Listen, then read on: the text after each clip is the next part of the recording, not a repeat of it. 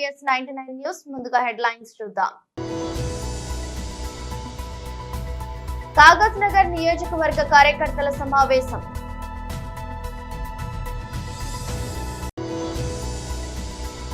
పెద్ద Dornala rural development trust ఆడిటోరియంలో ప్రజా దర్బార్ నిర్వహణ.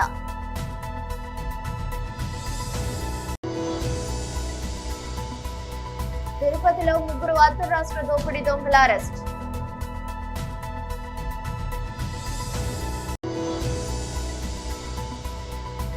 సూర్యారెడ్డి తెలుగు టీజర్ రిలీజ్, విడుదల తేదీ కూడా కన్ఫర్మ్.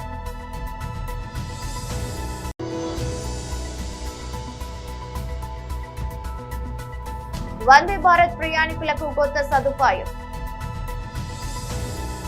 కాగజ్ నగర్ నియోజకవర్గ కార్యకర్తల సమావేశం నిర్వహించారు.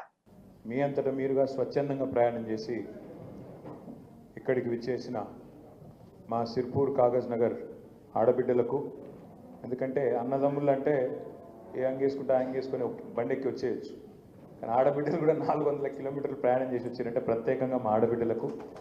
అదేవిధంగా మరి ఏమిచ్చి తీర్చుకోగలుగుతామో మీ రుణం తెలియదు, కానీ రూపాయి ఇవ్వకపోయినా, ఇవాళ నా చేతిలో అధికారం లేకపోయినా అక్కడి నుంచి ఇక్కడి వరకు ఆర్ఎస్ ప్రవీణ్ కుమార్ మీద ప్రేమతో, కేసీఆర్ మీద ప్రేమతో, గులాబీ జెండా మీద ప్రేమతో ఇంత దూరం ఇచ్చేసిన మీ అందరికీ కూడా పేరు పేరున మా అన్నదమ్ములకు కూడా శిరస్సు వంచి హృదయపూర్వకంగా నమస్కారాలు.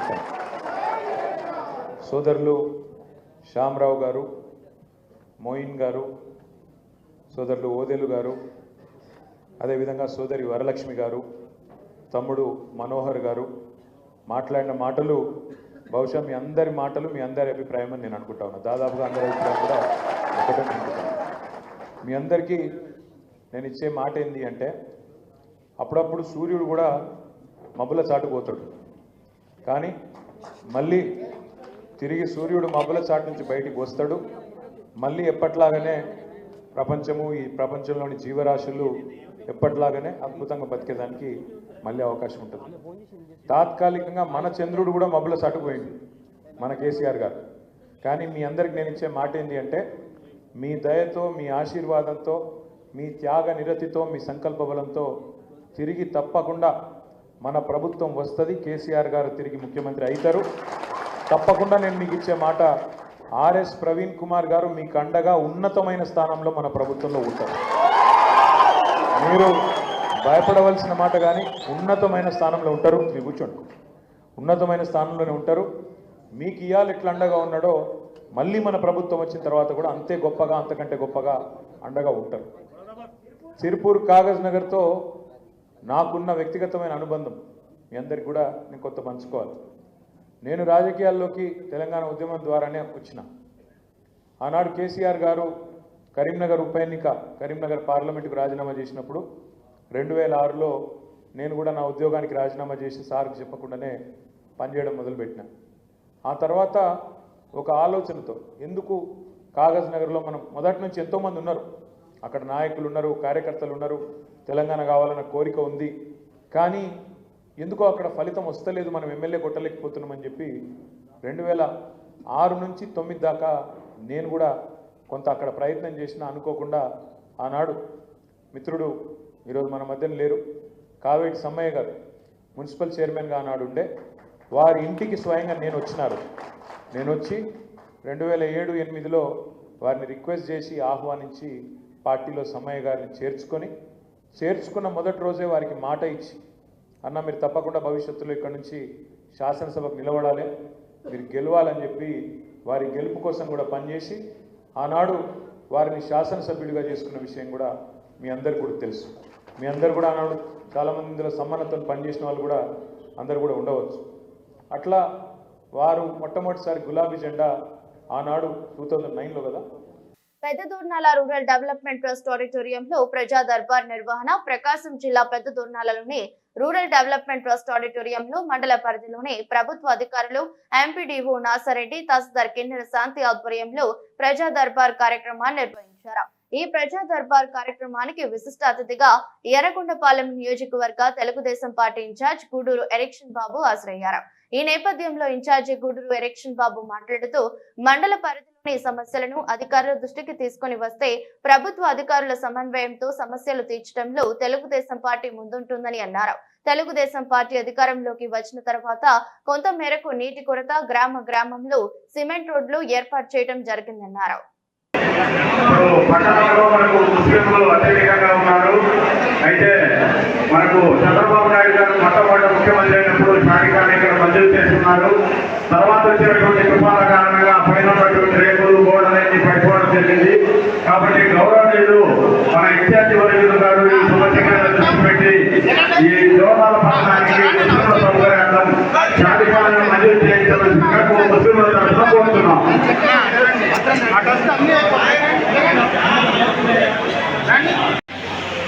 3000 నుంచి 4000 చేయటం, 3000 నుంచి 6000 చేయటం, 10,000 చేయటం, 15,000 చేయటం, ఈ రకంగా అన్ని రకాలైనటువంటి పెన్షన్లు ఈరోజు మనం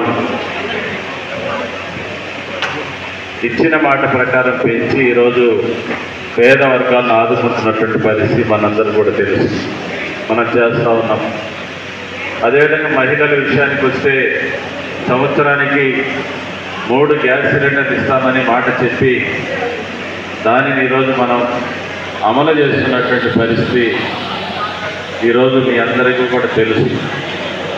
అదేగాక మన నియోజకానికి వస్తే దగ్గర 30 కోట్ల రూపాయల పైచిలకు గ్రామాలలో మనం ప్రతి గ్రామంలో 10 లక్షలు తగ్గకుండా ఈరోజు మనం సిమెంట్ రోడ్లన్నింటినీ కూడా వేసుకుంటున్నటువంటి పరిస్థితి మనకు తెలుసు. అదేవిధంగా గ్రామాలలో ఎక్కడ తాగునీటి సమస్య వచ్చినా ఆ ప్రజా వేదికలు ఏర్పాటు చేసుకొని నియోజకంలో ఉండేటటువంటి దృష్టికి తీసుకువెళ్ళి వాటన్నిటిని కూడా పరిష్కరించే దిశగా మనమందరం కూడా మామూలుగా ఇది నియోజక స్థాయిలో ఏర్పాటు చేయాలి. కానీ నేనే 5 మండలాలను ఒక చోట పిలిపించడం, హడావుడిగా ఉండటం కరెక్ట్ కాదని ప్రతి శనివారం తిరుపతిలో 3 అంతర్రాష్ట్ర దోపిడీ దొంగల అరెస్ట్, 30 లక్షల రూపాయల విలువ చేసే బంగారు ఆభరణాలు స్వాధీనం. నిందితుల నుంచి ఒక కారు, 2 మోటార్ సైకిళ్ల స్వాధీనం. తిరుపతి జిల్లా ఎస్పీ హర్షవర్ధన్ రాజు ఒంటరి మహిళలను టార్గెట్ చేసి దొంగతనాలకు పాల్పడే 3 సభ్యుల ముఠాను అరెస్ట్ చేశాం. డిసెంబర్ 20వ తేదీ మున్సిపల్ ఉద్యోగస్తులమని చెప్పి కేశవాయుని గుంటలో ఒక మహిళ ఇంట్లోకి చొరబడి నిందితుల దొంగతనానికి పాల్పడ్డారు. చోరీ చేసిన మొత్తాన్ని రికవరీ చేశాం. అనుమానితులు ఇంటికి వస్తే వెంటనే పోలీసులకు తెలియజేయాలని తెలిపారు.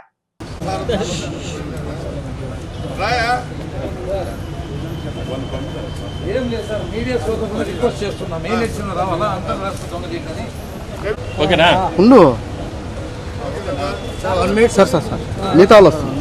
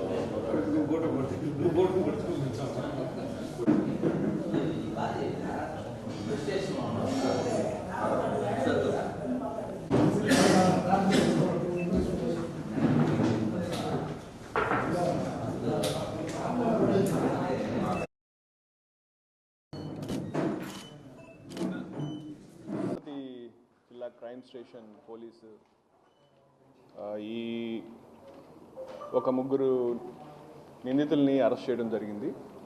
వీళ్ళు ప్రధానంగా ఏమంటే ఇంట్లో వాళ్ళు మున్సిపల్ వర్కర్స్గా వర్క్ చేయడానికి వచ్చామని చెప్పి ఎవరైతే ఒంటరిగా ఉన్నటువంటి ఆడవాళ్ళు ఉన్నటువంటి ఇళ్ళకి వెళ్ళి వాళ్ళని ఏమార్చి మున్సిపల్ ఎంప్లాయీస్గా పని కోసం వచ్చామని చెప్పి వాళ్ళని కొంచెం డైవర్ట్ చేసి వాళ్ళని పక్కకి డైవర్ట్ చేసిన టైంలో లోపలికి వెళ్ళి వాళ్ళ అల్మరాస్లో ఉన్నటువంటి గోల్డ్ ఇవన్నీ కూడా థెఫ్ట్ చేసేటటువంటి ఒక గ్యాంగ్ని ఈరోజు మనం అరెస్ట్ చేయడం జరిగింది. టోటల్గా మనం ఒక 3 వ్యక్తుల్ని పట్టుకోవడం జరిగింది. కృష్ణ, శరత్ అండ్ ఇంకొక అతను వచ్చి వేణుగోపాల్ అని. ఈ 3 కూడా మనకు షిమోగా డిస్ట్రిక్ట్ కర్ణాటక సంబంధించిన వ్యక్తులు. మన జిల్లాలో క్రైమ్ నెంబర్ 62/24 అని చెప్పి సిసిఎస్ పోలీస్ స్టేషన్లోనే ఒక క్రైమ్ ఉందన్నమాట. అప్పుడు మనకు క్రైమ్ జరిగినప్పటి నుంచి కూడా దీని గురించి మన సిసిఎస్ పోలీసులు ఎఫర్ట్స్ చేస్తూ ఉన్నారు. అయితే లక్కీగా దాని గురించి కంటిన్యూస్గా మనం ఎఫర్ట్స్ చేయడం వల్ల మార్నింగ్ వాళ్ళ గురించి మనకు తెలియటం, వాళ్ళు మనకు ఈ తిరుపతి చెర్లోపల్లి బైపాస్ రోడ్లో ఈరోజు మార్నింగ్ వాళ్ళని అరెస్ట్ చేసిన తర్వాత వాళ్ళని ఫర్దర్గా ఇంట్రాగేట్ చేసిన దాన్ని బట్టి మనకు టోటల్గా ఇప్పటిదాకా 6 కేసెస్, అంటే టోటల్గా 10 అఫెన్సెస్ చేశారు. దాంట్లో 6 కేసెస్ సంబంధించి మనకు రికవరీతో పాటు మనము ఇప్పుడు వాళ్ళ 3 కూడా రిమాండ్ చేయడం జరుగుతూ ఉంది. మిగతా 4 కేసులకు సంబంధించి ఇంకా రికవరీ పార్ట్ కొంత కావాల్సి ఉంది. దానికి సంబంధించి ఫర్దర్గా వాళ్ళని కస్టడీలో తీసుకొని దానికి సంబంధించి కూడా మనం ఎఫర్ట్ చేయడం జరుగుతుంది. దాదాపు 10 కేసులు. దీంట్లో మన రికవరీ కూడా చూసినట్లయితే దాదాపు తమిళ నటుడు సూర్య, దర్శకుడు కార్తిక్ సుబ్బరాజు కాంబినేషన్ లో వస్తున్న తాజా చిత్రం రెట్రో. తాజాగా ఈ మూవీ విడుదల తేదీని ప్రకటించిన మేకర్స్ తెలుగు టీజర్ ను కూడా విడుదల చేశారు. వేసవి కానుకగా మే 1న ఈ సినిమాను విడుదల చేస్తున్నట్లు చిత్ర బృందం ప్రకటించింది. యాక్షన్ బ్యాక్ డ్రాప్ లో గ్యాంగ్స్టర్ డ్రామాగా ఈ మూవీ తెరకెక్కినట్లు టీజర్ చూస్తే తెలుస్తుంది. మరోసారి సూర్య తన నటనతో ఆకట్టుకున్నారు. అలాగే హీరోయిన్ గా పూజా హెగ్డే, ఇతర కీలక పాత్రల్లో మలయాళ నటుడు జోజు జార్జ్, జయరాజ్, కరుణకరణ్ నటించారు. నాని నటించిన దసరా చిత్రానికి బాణీలు అందించిన సంతోష్ నారాయణ్ ఈ మూవీకి కూడా సంగీతం అందిస్తున్నారు. సూర్య తన సొంత నిర్మాణ సంస్థ 2D బ్యానర్ ఎంటర్టైన్మెంట్స్ బ్యానర్స్ పై రెట్రో చిత్రాన్ని భారీగా నిర్మించారు. వందే భారత్ రైళ్లలో ప్రయాణించే వారి కోసం రైల్వే కొత్త సదుపాయాన్ని తీసుకొచ్చింది. ఇక నుంచి అందులో ప్రయాణించే ఏ ప్రయాణికునైనా టికెట్ బుకింగ్ చేసుకునే సమయంలో ఫుడ్ ఆప్షన్ ఎంచుకోకపోయినా ప్రయాణం చేసే సమయంలో వాటిని కొనుగోలు చేసేలా అవకాశం కల్పించింది. ఆహారం అందుబాటులో ఉన్న దాన్ని బట్టి సిబ్బంది ఆహారం అందిస్తారని రైల్వే బోర్డు వెల్లడించింది. ఈ మేరకు ఐఆర్సీటీసీకి రైల్వే బోర్డు లేఖ రాసింది. Vande Bharat train ticket book చేసుకునే సమయంలో మీల్స్ అనే ఆప్షన్ చూపిస్తుంది. కొందరు వేరే ఆహారాన్ని చేసుకోవచ్చు. ఉద్దేశంతో ఫుడ్ ఆప్షన్ ను స్కిప్ చేస్తుంటారు. అయితే ఒక్కోసారి ఇలా చేసుకోవడం వల్ల రైళ్లలో డబ్బులు ఇచ్చి కొందామన్నా కూడా ఆహారం ఇచ్చేందుకు సిబ్బంది నిరాకరిస్తున్నారు. డబ్బులు చెల్లిస్తామన్నా కూడా సిబ్బంది ఫుడ్ ఇవ్వటం లేదు. దీంతో ప్రయాణికులు ఇబ్బందులు పడుతున్నారు. దీనిపై ప్రయాణికుల నుంచి వస్తున్న ఫిర్యాదుల నేపథ్యంలో తాజాగా రైల్వే బోర్డు సదుపాయాన్ని కల్పించింది.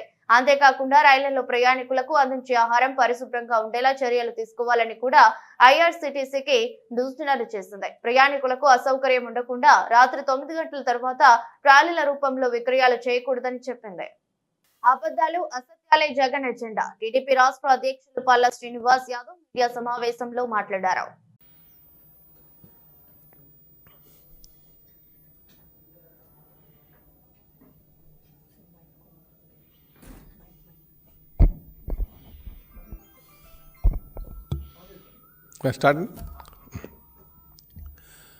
అందరికీ నమస్కారం. ఇక్కడ ఉన్నటువంటి విలేకరు సోదరులందరికీ కూడా నమస్కారాలు తెలియజేసుకుంటూ, మరి నిన్న మాజీ ముఖ్యమంత్రి వర్యులు పులివెందుల ఎమ్మెల్యే గారు అయినటువంటి జగన్మోహన్ రెడ్డి గారు, వైసీపీ అధ్యక్షులు, వారు నిన్న ప్రెస్ మీట్ కండక్ట్ చేశారు. ప్రెస్ మీట్ కండక్ట్ చేసి విశ్వసనీయత, నీతి, నిజాయితీలు అని చెప్పేసి చాలా, అంటే ఈ గత 6 నెలలుగా ఒక విశ్వాసం లేనటువంటి గవర్నమెంట్ వచ్చింది అని చెప్పేసి మాట్లాడుతున్నారు. నిజంగా విశ్వసనీయత, నీతి, నిజాయితీ ఈ మాటలు జగన్మోహన్ రెడ్డి గారి నోట వస్తున్నాయంటే నిజంగా దెయ్యాలు వేదాలు వల్లేటట్టుగా ఉందని చెప్పేసి ఈ సందర్భంగా తెలియజేస్తున్నా. ఎందుకు ఈ మాట చెప్తున్నానంటే ఆయన అధికారాన్ని ఎప్పుడు కూడా ప్రజాస్వామ్యబద్ధంగా ఏ రోజు కూడా ఆయన నడిపించలే. ఈరోజు అధికారం కోల్పోయేసరికి ఆయన విశ్వసనీయత, నీతి, నిజాయితీ అని చెప్పేసి కొత్త కొత్త మాటలు మాట్లాడుతున్నారు. ఈ మాటలు నిజంగా దెయ్యాలు వేదాలు వల్లేటట్టుగా ఉందని చెప్పేసి ఈ సందర్భంగా తెలియజేస్తున్నా. ఈరోజు జగన్మోహన్ రెడ్డి గారు ఒక ప్రెస్ మీట్లో కొన్ని అంశాలు కానీ తీసుకుంటే ఆయన మాట్లాడుతూ ప్రజల యొక్క తీర్పుని, ప్రజా తీర్పుని అపహాసం చేసేటట్టుగా, నేను అసెంబ్లీకి రాను, ప్రెస్ వేదిక ప్రజల యొక్క బాణిని వినిపిస్తానని చెప్పేసి వారు అంటున్నారు. నిజంగా ఒక ప్రజానాయకుడికి, నిజమైన ప్రజానాయకుడికి ప్రజలు ఇచ్చినటువంటి తీర్పుని గౌరవించాల్సిన అవసరం ఉంది. అంటే జగన్మోహన్ రెడ్డి గారికి ఈ ప్రజలు ఇచ్చినటువంటి తీర్పు ఆయనకి గౌరవించడం రాదు. 2019లో తెలుగుదేశం పార్టీకి 23 సీట్లు వచ్చినాయి. 3 సార్లు ముఖ్యమంత్రిగా చేసినటువంటి చంద్రబాబు నాయుడు గారు ఆ ప్రజా తీర్పుని గౌరవించి ఆయన అసెంబ్లీలో ఉన్నటువంటి తీరుని మీరు గమనించాలి. అందుకే నిజమైన ప్రజానాయకుడు అంటే ఏడాది చివరిలో world audio visual and entertainment summit నిర్వహించేందుకు కేంద్రం కసరత్తు మొదలుపెట్టింది. ఇందులో భాగంగా సినీ ప్రముఖులు, వ్యాపారవేత్తలతో ప్రధాని మోదీ శుక్రవారం వీడియో కాన్ఫరెన్స్ నిర్వహించారు.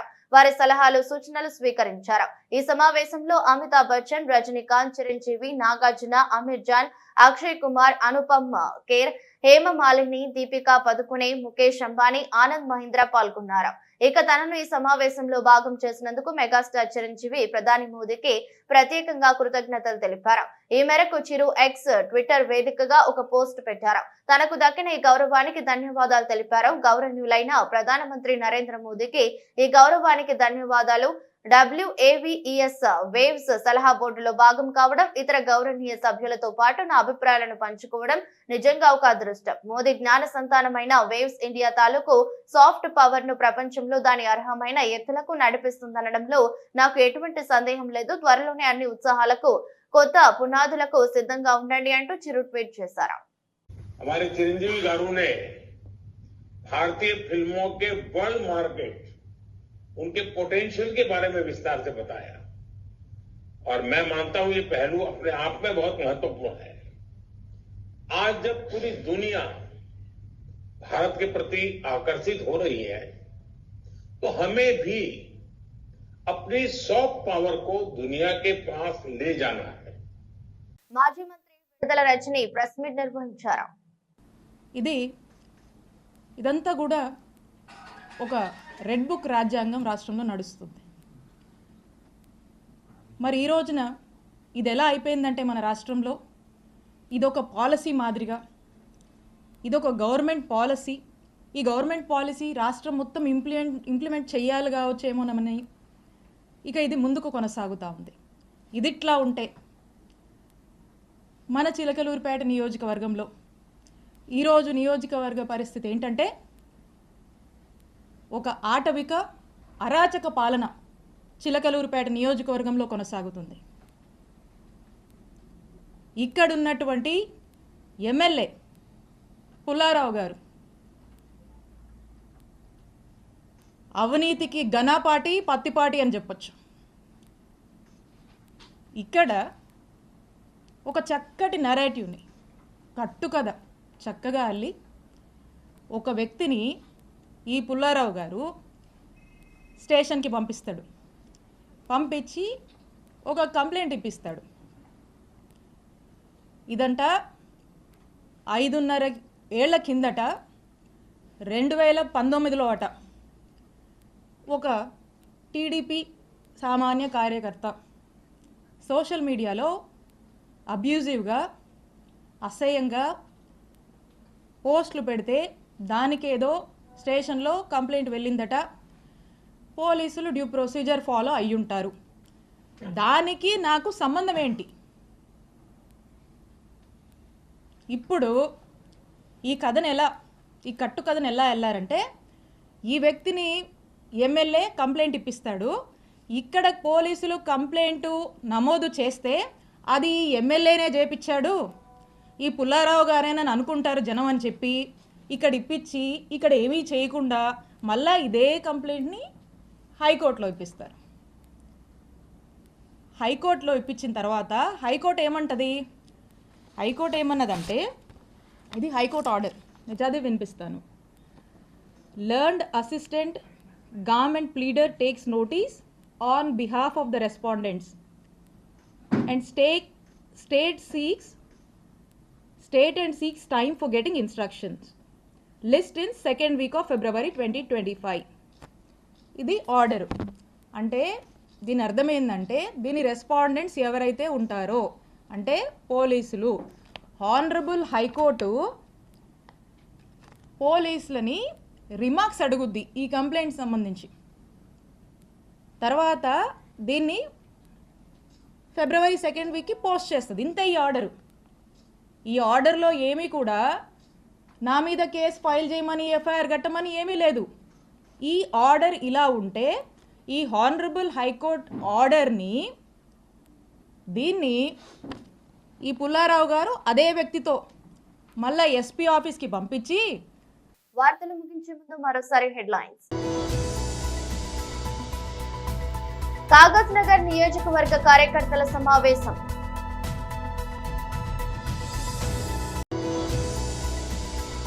పెద్దదోర్నాల రూరల్ డెవలప్మెంట్ ట్రస్ట్ ఆడిటోరియంలో ప్రజా దర్బార్ నిర్వహణ.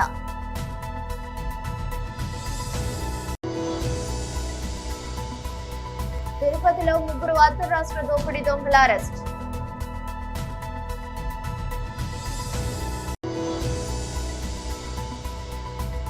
సూర్యారెడ్డి తెలుగు టీజర్ రిలీజ్, విడుదల తేదీ కూడా కన్ఫర్మ్.